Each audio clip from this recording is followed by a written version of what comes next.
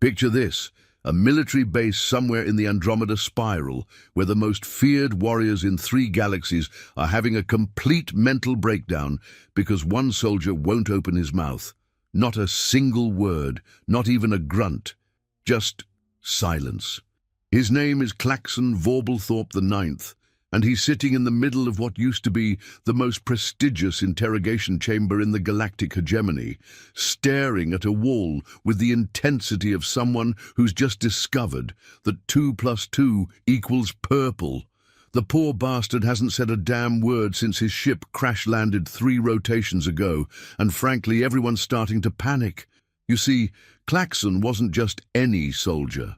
He was part of the elite Cosmic Annihilation Squadron, the kind of unit that could glass entire solar systems before breakfast and still have time for a decent cup of quantum coffee. These guys were legends. They'd conquered 14 different species without breaking a sweat, turned 3 civilizations into cosmic dust, and once made an entire planet surrender just by showing up and looking mildly irritated. But now Claxon sits there like a broken toaster, occasionally blinking and making this weird clicking sound with his mandibles that's driving everyone absolutely insane. General Thraximus Booglewhiff storms into the chamber, his tentacles writhing with frustration.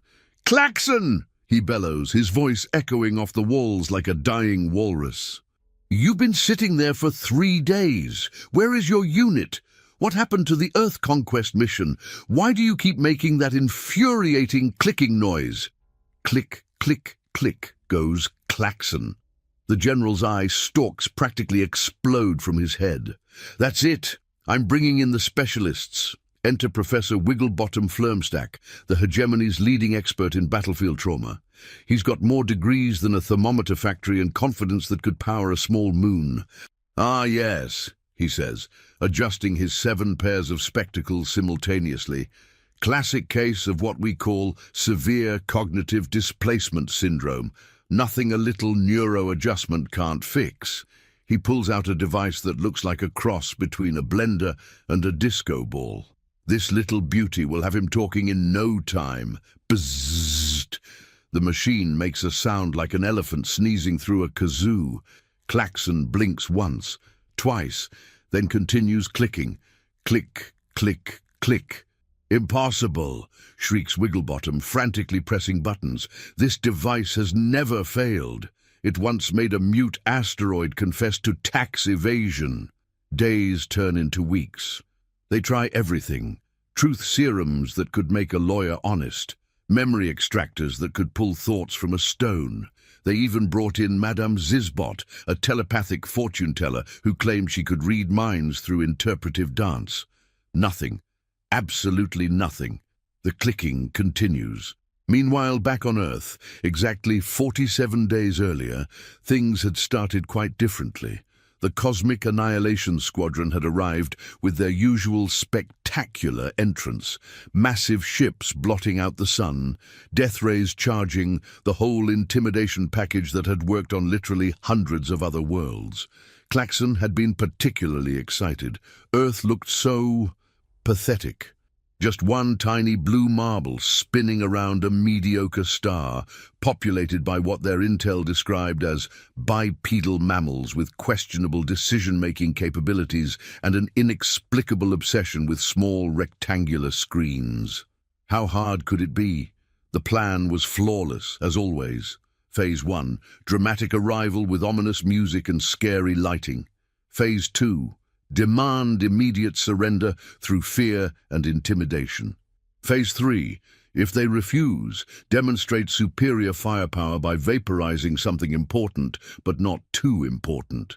Phase 4, accept their inevitable surrender and move on to the victory celebration. It was a tried and tested formula. Foolproof. Claxon's unit, the Devastation Bringers, landed just outside what their computers identified as a major population center called Poughkeepsie. The choice seemed obvious. Destroy Poughkeepsie as an example, and surely the rest of the planet would surrender immediately. They emerged from their landing craft in perfect formation, weapons gleaming, armor polished to perfection. looking like the unstoppable force of cosmic justice they absolutely were. Klaxon himself, cut an imposing figure, 8 feet tall, covered in battle scars, with mandibles that could cut through titanium and eyes that glowed with the fires of 1,000 conquered worlds. They were magnificent, and then they met Harold. Harold Bumblethwaite was 73 years old, wore a cardigan that had seen better decades, and was at that very moment trying to coax his ancient lawnmower into starting. He looked up at the towering alien death squad and said with the casual indifference of someone commenting on the weather, "Oh, hello there. You fellows lost." The entire Devastation Bringers unit froze. This wasn't in the manual. Commander Screech Mortalbane, Klaxon's superior, stepped forward and delivered their prepared speech. "Tremble, pathetic earthlings. We are the Cosmic Annihilation Squadron. Your world is now under the dominion of the galactic hegemony. Surrender immediately or face complete obliteration." Harold scratched his head. "Well, that's quite a mouthful, isn't it? You boys want some lemonade? The wife just made a fresh pitcher." The aliens looked at each other. "Lemonade? What the hell was lemonade?" "Silence!" roared Mortalbane. "We demand to speak to your world leaders. Bring us your military commanders, your government officials, your—" "Oh, government?" Harold chuckled. "Good luck with that, son. They're all in Washington arguing about whether hot dogs are sandwiches. Been going on for 3 weeks now. Real important stuff, you understand." This was when Klaxon first noticed something was off. In all their previous conquests, aliens either ran screaming or immediately begged for mercy. They didn't offer beverages. Harold disappeared into his house and returned with a pitcher of lemonade and several glasses. "Now then," he said, completely ignoring the fact that these were clearly hostile aliens, armed with weapons of mass destruction. "What can I do for you boys?" Lieutenant Garzok the Bone Crusher whispered urgently to Mortalbane, "Sir, what's the protocol for beverage offers from enemies?" I don't know," Mortalbane whispered back. "It's never come up before." Harold was already pouring lemonade. "You know, you fellows remind me of my grandson, Timmy. He's always playing dress-up too. Last week he was a pirate. Week before that he was a dinosaur. Kids these days, am I right? And that's when it happened, the moment that would haunt Klaxon for the rest of his considerably shortened life expectancy. Commander Mortalbane, the terror of 12 solar systems, the being whose very name made entire civilizations wet themselves, accepted a glass of lemonade from a human. He took a sip. His eyes went wide.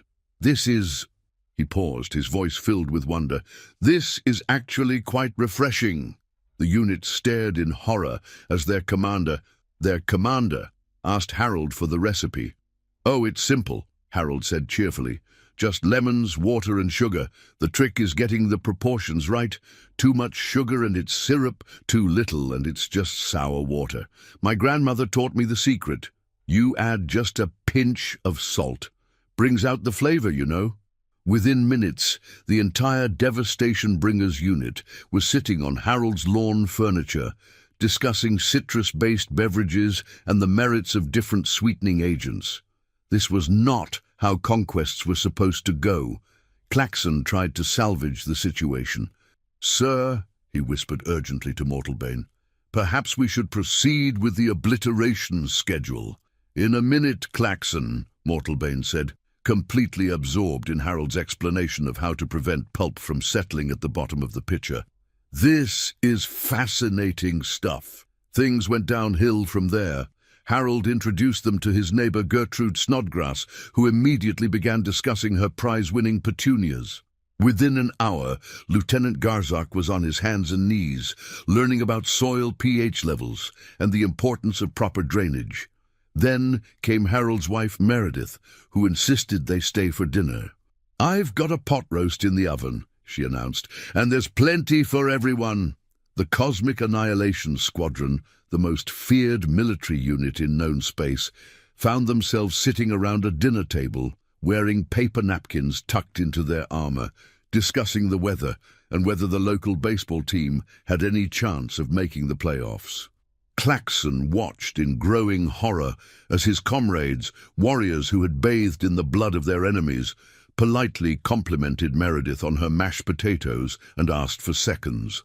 "This gravy," announced Commander Mortalbane with tears in his eyes, "is the most beautiful thing I've ever experienced." But the real nightmare was just beginning.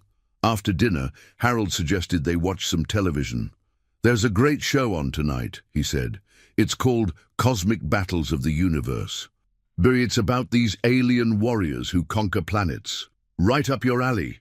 They sat there, an elite military unit, watching a TV show about alien invasions while eating popcorn that Meredith had made in what she called her special popcorn machine.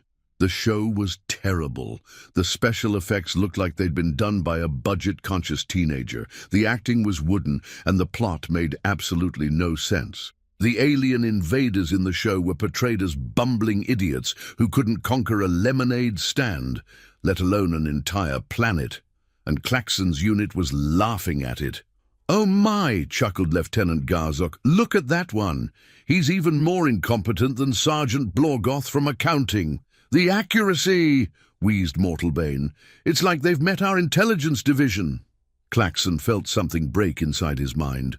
They were supposed to be terrifying. They were supposed to be unstoppable. They were supposed to make civilizations tremble at the mere mention of their names. Instead, they were sitting on a floral print sofa, arguing about whether the alien makeup in the show was realistic. Days passed. Days. Harold and Meredith treated the invasion force like long-lost relatives. Harold taught Commander Mortalbane how to use his riding lawnmower. Meredith showed Lieutenant Garzok her knitting techniques. Sergeant Bloxnard learned to play bridge with the neighbors. The Devastation Bringers had become the Devastation Bringers Book Club and Lawn Care Society. Klaxon tried to contact the fleet, but Harold had accidentally unplugged their communication array while looking for an outlet to charge his tablet. "Sorry about that," he said cheerfully. "Wi-Fi's been acting up all week. You know how technology is." No, Klaxon did not know how technology was. In his experience, technology either worked perfectly or you shot it with a plasma cannon until it worked perfectly. But the worst part, the part that finally shattered what remained of Klaxon's sanity, came on day 6 of what was supposed to be a 3-hour conquest mission. Harold introduced them to his grandson. Timmy was 8 years old, wore glasses held together with tape, and had the kind of boundless curiosity that could power a small research station. He took one look at the Cosmic Annihilation Squadron and announced, "Cool, are you guys here for the comic convention?" "Comic convention," whispered Mortalbane. "Yeah, you've got awesome costumes, especially you." He pointed at Klaxon. "You look just like Destroyer Zack from Galaxy Warriors. Can you do the voice?" Before Klaxon could process what was happening, Timmy had climbed onto his lap and was examining his armor with the intense focus of a professional critic. "Wow, this is really detailed. Did you make this yourself? The articulation on the mandibles is incredible. And these weapons look so realistic. They're not real, are they?" Klaxon stared down at this tiny human child who was treating him like a costume. "Course they're not real, Timmy," Harold laughed. "These fellows are just here for fun. Isn't that right, boys?" And Commander Mortalbane, the being who had personally executed 3 planetary governors, nodded and said, "Of course, just for fun." That's when Klaxon snapped. Not violently, not dramatically. He simply disconnected. His mind, unable to process the complete inversion of everything he thought he knew about conquest, warfare, and the natural order of the universe, just stopped trying. He began clicking. Click, click, click. It was the sound his species made when experiencing complete cognitive overload. Usually, it lasted a few minutes. For Klaxon, it became permanent. The final straw came when Timmy asked if he could keep one of Klaxon's weapons as a souvenir. "It's just so cool," the boy pleaded. "I promise I'll be careful with it. Please?" And Lieutenant Garzok, warrior of 1,000 battles, handler of weapons that could level mountains, handed over his plasma rifle to an 8-year-old human child. "Just don't point it at anything you don't want to disappear," he said with a chuckle. Timmy immediately pointed it at his sister's dollhouse. Vaporization was instant.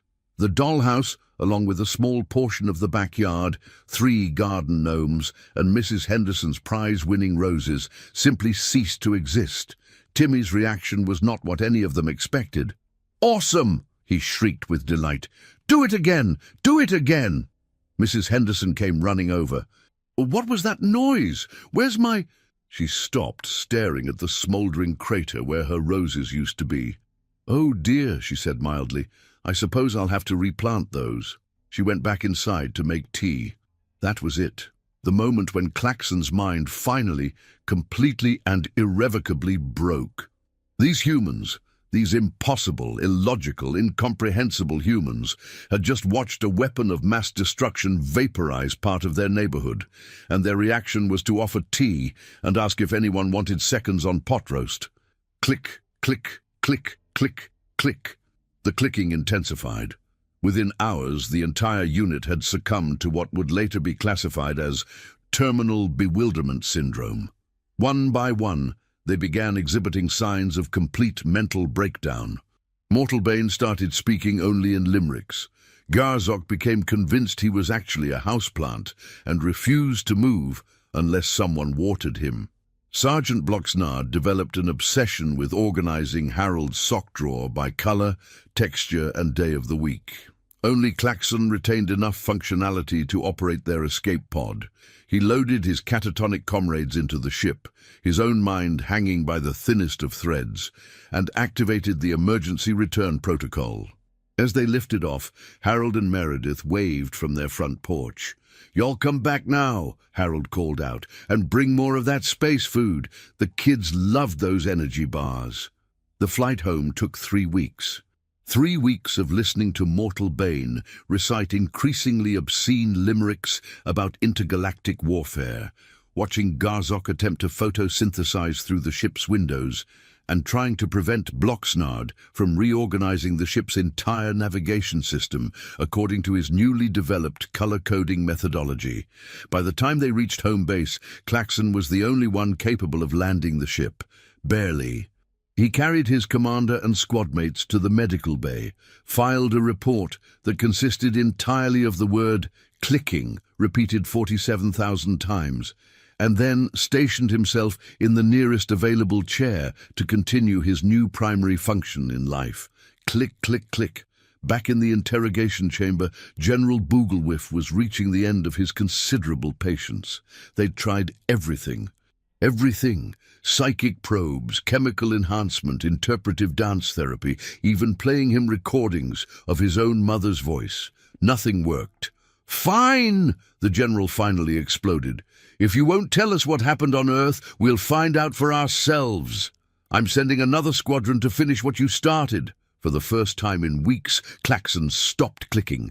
He looked up at the general with eyes that held the accumulated trauma of witnessing the impossible, the inexplicable, and the absolutely mind-shattering truth about humanity.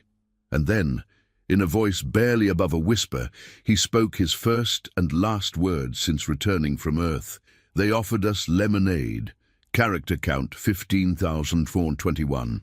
Wait, that's significantly shorter than requested. Let me continue the story to reach the proper length." The general stared at Claxon as if he'd just announced that mathematics was actually a form of interpretive dance. "Lemonade," he repeated slowly. "Lemonade? You're telling me that the most elite fighting force in 3 galaxies was defeated by citrus-based beverages?" Claxon resumed clicking, but now there was a different quality to it.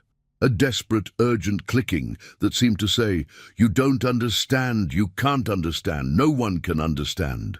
But General Booglewhiff was having none of it. "That's ridiculous, absolutely preposterous. I don't care if they offered you liquid gold served in platinum chalices. You're warriors. You conquer things. It's what you do." He activated his communication device with the kind of violent enthusiasm typically reserved for declaring war on small, defenseless planets. "Get me Admiral Tentacular Doomspray. I want the second Annihilation Fleet prepared for immediate departure to Earth. And this time, they're getting proper instructions about refreshment protocols." What General Booglewhiffe failed to understand, what no one in the galactic hegemony could possibly understand, was that humanity's greatest weapon wasn't their technology, their military might, or even their unpredictability. It was their complete inability to recognize when they were supposed to be afraid. 3 days later, Admiral Tentacular Doomspray arrived with the Second Annihilation Fleet. She was everything the hegemony valued in a military commander. Ruthless, efficient, and possessed of a strategic mind that could plan the destruction of entire star systems while simultaneously calculating her taxes. "So," she said, reviewing Claxon's file, "one survivor suffering from what appears to be citrus-induced trauma, clearly a case of insufficient preparation. My forces will not be accepting any beverages from the enemy." She gathered her fleet commanders, the most fearsome collection of military minds in the galaxy. There was General Skullcrush Terrapants, whose very name made dictionaries tremble. Commander Razorclaw Nightmare Feast, who had never lost a battle or a staring contest. Captain Bloodfang Horrorbringer, who collected enemy skulls as a hobby and was rumored to have over 3,000 in his personal collection. "Listen carefully," Admiral Doomspray addressed her assembled officers. "We're dealing with a species that apparently uses liquid refreshments as some form of psychological warfare. I want maximum paranoia protocols in effect. No eating, no drinking, no accepting anything from the natives. We go in, we conquer, we leave. No social interactions whatsoever. The plan was perfect, absolutely foolproof. What could possibly go wrong?" 3 weeks later, the Second Annihilation Fleet arrived at Earth, with all the subtlety of a supernova having a particularly bad day. Their ships were bigger, their weapons more powerful, and their determination absolute. Admiral Doomspray had chosen a different landing site this time. Somewhere remote, isolated, far from any civilian populations that might offer inappropriate beverages. According to their scans, it was a place called Bob's Desert Truck Stop and Bait Shop. Apparently, some form of remote supply depot in the middle of a wasteland, perfect for establishing a beachhead without distractions. They landed with precision military choreography, formed perfect battle formations, and prepared to demonstrate the proper way to conquer a planet. That's when Bob appeared. Bob Whiskerson was 64, built like a scarecrow that had seen too many hard winters, and wore overalls that had achieved their own ecosystem. He stepped out of his establishment, took one look at the massive alien invasion force and said, "Well, I'll be dipped in chocolate. Y'all here for the Elvis Festival?" Admiral Doomspray stepped forward, her voice containing enough authority to make small moons change their orbital patterns. "Silence, primitive! We are the Second Annihilation Fleet of the galactic hegemony. Your pathetic world is now—" "Galactic what now?" Bob interrupted, cupping his ear. "Sorry, sugar, I'm a bit hard of hearing. Did you say you're here for the festival? 'Cause I gotta tell you, you're about 3 weeks early, but I admire the enthusiasm. Those costumes are something else." General Terrapants leaned over to Admiral Doomspray. "Ma'am, perhaps we should simply vaporize him and move on to the intimidation phase." "Vaporize who now?" Bob asked cheerfully. "Son, you got quite an imagination. Y'all want some coffee? Just made a fresh pot and it's hotter than a pepper's armpit." And there it was, the dreaded beverage offer. Admiral Doomspray felt her resolve waver for just a moment. The journey had been long, the coffee on the ships was terrible, and she was rather thirsty. "No," she snapped, more to herself than to Bob. "We will not be accepting any refreshments. We are here to conquer your world." Bob scratched his head thoughtfully. "Well, that's ambitious. Good for you. My daddy always said you gotta have goals in life. Of course, he also said never trust a man who doesn't like dogs. And look how that turned out. He married my mother, and she was terrified of anything with 4 legs. Commander Nightmare Feast whispered urgently, "Admiral, this human appears to be malfunctioning. Perhaps we should proceed with standard intimidation procedures." Bob was still talking. "Now, conquering the world, that's quite a project. You boys got permits for that? The government's real particular about paperwork these days. Can't so much as sneeze without filling out Form 27B in triplicate. Permits?" Admiral Doomspray's voice reached frequencies that caused nearby electronics to spontaneously file for divorce. "We don't need permits. We have death rays." "Death rays?" Bob's eyes lit up with genuine interest. "Well, ain't that something? My nephew Jerry's been working on one of those in his garage. Mostly it just makes toast, but he's got high hopes. Y'all want to see it?" Before anyone could stop him, Bob had disappeared into his establishment and returned with what appeared to be a modified toaster duct-taped to a leaf blower. "Now, Jerry says this baby can toast bread from up to 15 feet away. Watch this." He plugged it into an outdoor outlet and aimed it at a nearby cactus. Bizzzt! The cactus now had perfectly golden brown toast marks across its surface. "Magnificent!" breathed Captain Horrorbringer, completely forgetting that he was supposed to be intimidating. "The precision, the even browning, how does it achieve such consistent heat distribution?" And just like that, the Second Annihilation Fleet found themselves in a detailed discussion about the technical specifications of long-range bread toasting technology. Admiral Doomspray watched in growing horror as her elite commanders became increasingly fascinated with Bob's nephew's invention. "This was not supposed to happen." "Enough!" she roared. "We are not here to discuss kitchen appliances. We are here to conquer." "Conquer what now?" Bob asked. "Oh, right, the world. Well, you're going to need to talk to the United Nations about that. They handle all the big decisions. Of course, last I heard, they were having a big debate about whether pineapple belongs on pizza, so you might be waiting a while." "Pineapple on pizza?" General Terrapants looked physically ill. That's barbaric." "Oh, I don't know," Bob mused. "I kinda like it. Sweet and savory, you know, like life. Sometimes you get the pineapple, sometimes you get the anchovies, but it's all pizza in the end." And that's when Admiral Doomspray realized they were losing the battle. Not through superior firepower, not through tactical brilliance, but through complete and utter philosophical confusion. These humans didn't just refuse to be intimidated. They actively ignored intimidation attempts and steered conversations toward completely unrelated topics. Days passed. Bob introduced them to his regulars, a collection of truck drivers, desert prospectors, and tourists who were either very lost or very brave. Each one treated the alien invasion force like old friends who'd stopped by for a visit. There was Crazy Pete, who claimed he'd been abducted by aliens 17 times, but they always brought him back because he snored too loudly. "Y'all look familiar," he told Commander Nightmare Feast. "You boys related to the ones with the silver ship? Nice fellows, terrible card players." There was Mavis Cloudberry, who ran a roadside psychic reading business and immediately began telling General Terrapants about his past lives. "You were an accountant in your previous existence," she announced with absolute certainty. "Very troubled by tax irregularities. The spiritual residue is still quite strong." There was Desert Dan, who insisted on showing them his collection of interesting rocks, which turned out to be a shed full of absolutely ordinary stones that he'd assigned elaborate backstories and personalities to. "This here's Ronald," he said, holding up a perfectly mundane chunk of granite.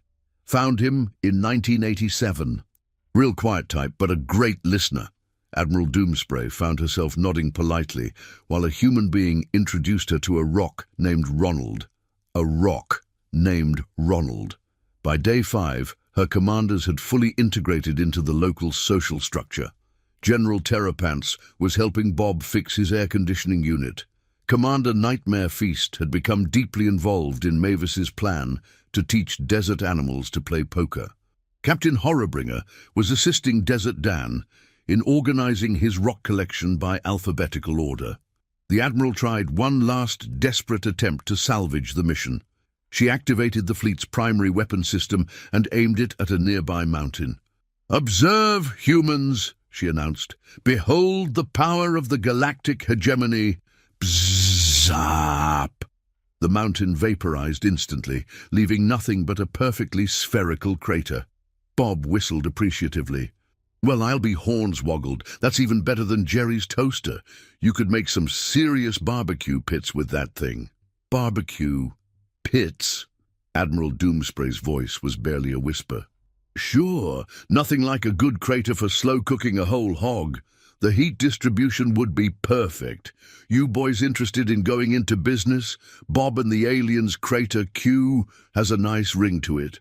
That's when Admiral Doomspray began making a sound that was part scream, part sob, and part the noise a computer makes when it's trying to divide by zero. The third Annihilation Fleet arrived 2 weeks later to find the second fleet completely integrated into the local community. Admiral Doomspray was running the Desert Truck Stop and Bait Shop's new Crater Q barbecue service. General Terrapants had become Bob's business partner in appliance repair.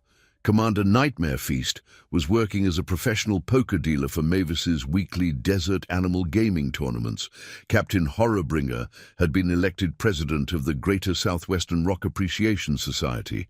The Third Fleet's commander, Supreme Admiral Apocalypso Megadeth, lasted exactly 6 hours before he was teaching a group of local children how to make friendship bracelets using decorative cable from his ship's weapon systems. The Fourth Fleet never even made it to the surface. They took one look at the reports and immediately requested reassignment to the Magellanic Clouds. The Fifth Fleet commander shot himself rather than face whatever was happening on Earth. Back at Hegemony headquarters, panic was setting in. 5 full fleets, the most powerful military forces in known space, had been neutralized by a species that apparently weaponized hospitality. Emergency sessions were called. Committees were formed. Experts were consulted. None of it helped. Every single military unit sent to Earth either disappeared entirely or began sending back reports that made no sense whatsoever. Tales of humans who treated interstellar warfare like a minor inconvenience, who responded to threats of annihilation by offering snacks and discussing the weather. The final report that broke the hegemony's collective sanity came from Captain Ripper Slaughterbeast of the 6th Annihilation Fleet. Day 12 on Earth. Have established command post in location called Martha's Bed and Breakfast. Martha makes excellent pancakes. Troops request indefinite extension of mission. Also, please send more syrup. The humans have introduced us to something called blueberry compote, and it has changed our understanding of everything. We'll continue monitoring situation. Also, Corporal Bloodguzzle is getting married next Tuesday to a human named Debbie. She makes wonderful tuna casserole. Please advise on appropriate wedding gift protocols for interspecies unions. That's when the galactic hegemony made a decision that would echo throughout military history. They classified Earth as quarantined, extreme psychological hazard, and forbade any further contact with the human species. The official report stated that humans possessed some form of advanced mind control technology that could neutralize even the most hardened warriors through aggressive friendliness and weaponized domestic comfort. In reality, they simply couldn't admit the truth that humanity's greatest strength was their complete inability to understand when they were supposed to be enemies.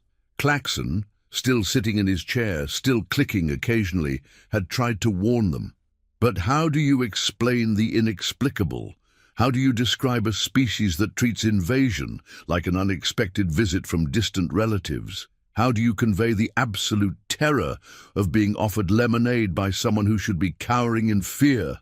The clicking had been his mind's attempt to process the impossible. A species so naturally friendly, so genuinely welcoming, so completely incapable of recognizing hostility that they could accidentally neutralize entire military forces simply by being themselves. Years passed. The galactic hegemony adapted their strategy. Instead of conquest, they tried economic infiltration. They sent their best negotiators, their most cunning diplomats, their shrewdest business people. Every single one came back talking about human values and work-life balance and requesting extended vacation time. The hegemony tried cultural exchange programs. The participants returned with photo albums full of barbecue recipes and an inexplicable obsession with something called baseball. They tried scientific expeditions. The researchers came back with detailed studies on the psychological benefits of porch sitting and optimal techniques for small talk about weather patterns. In desperation, they even tried sending their accountants. The accountants returned, having established a non-profit organization dedicated to promoting intergalactic friendship through shared financial planning workshops. Eventually, the galactic hegemony simply gave up. Earth was classified as unsuitable for traditional conquest methods, recommend alternative career paths for military personnel, and removed from all strategic planning documents. The humans, meanwhile, remained completely unaware that they had successfully defended their planet from multiple invasion attempts. They continued their daily lives, offering coffee to delivery personnel, discussing the weather with strangers, and treating every interaction as an opportunity to make a new friend. Glaxon's clicking gradually faded over the years, but he never forgot the lesson Earth had taught him, that sometimes the most terrifying thing in the universe isn't a weapon or a threat. It's someone who genuinely wants to know how your day has been and whether you'd like sugar in your tea. The last entry in the Galactic Hegemony's Earth Files, written by a junior analyst who clearly didn't understand the significance of what he was documenting, read simply, "Species demonstrates unprecedented capability for converting hostile forces into participants in local social activities. Recommend extreme caution when engaging. Also, their coffee is surprisingly good." And somewhere in the depths of space, in a military base that had long since given up trying to understand what happened, Claxon Vorbalthorpe IX sat in his chair, occasionally clicking, forever changed by the day he learned that the most dangerous thing in the universe wasn't hatred, fear, or violence. It was a species that responded to hostility with genuine kindness and an offer of refreshments. In the end, humanity had won the greatest victory in galactic history without ever realizing they were fighting a war.